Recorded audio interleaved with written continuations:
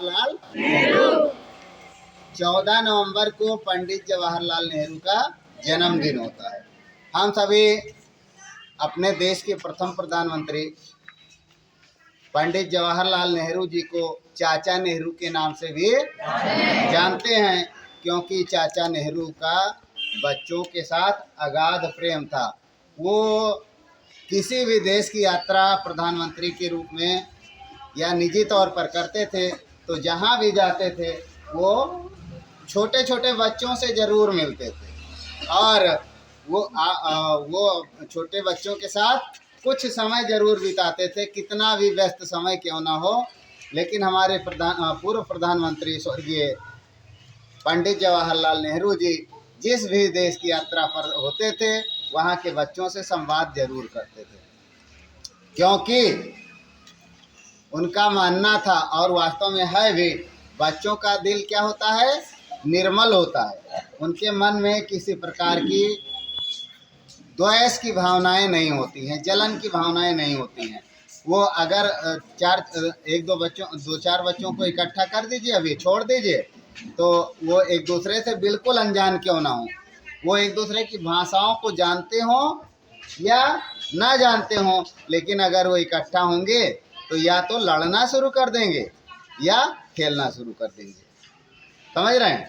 तो पूर्व प्रधानमंत्री स्वर्गीय पंडित जवाहरलाल नेहरू जी की इच्छा अनुसार 14 नवंबर जो कि उनका जन्मदिन है वो बाल दिवस के रूप में मनाया जाता है।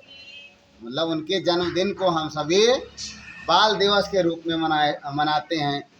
तो कहने का मतलब जो भी दिवस होते हैं कुछ ना कुछ संदेश देते हैं।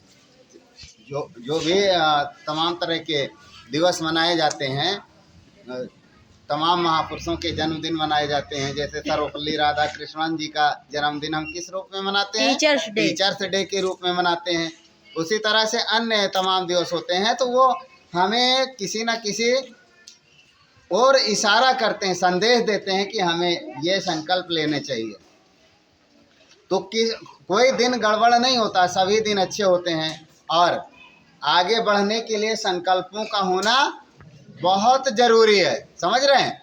अगर हमारे मन में संकल्प नहीं है, हमने कुछ सोच के नहीं रखा है, तो हम उस चीज़ को पा नहीं सकते किसी भी दशा में। तो कहने का मतलब हर दिन अच्छा होता है और जो दिन आप अपना बना लें वही दिन आपको आगे ले जाने के लिए शुभ होता है। कोई दिन अशुभ नहीं होते हैं। जीवन के हर एक पल बहुत कीमती होते हैं। समझ रहे हैं? तो साफ सफाई पर ध्यान दें, अच्छे से अपना टाइम मैनेजमेंट करें, अच्छे से पढ़ाई करें, गुरुजनों का आशीर्वाद लें, माता पिता का आशीर्वाद लेकर के अपनी पढ़ाई को जारी रखें, तभी जो भी दिन होंगे वो शुभ होंगे।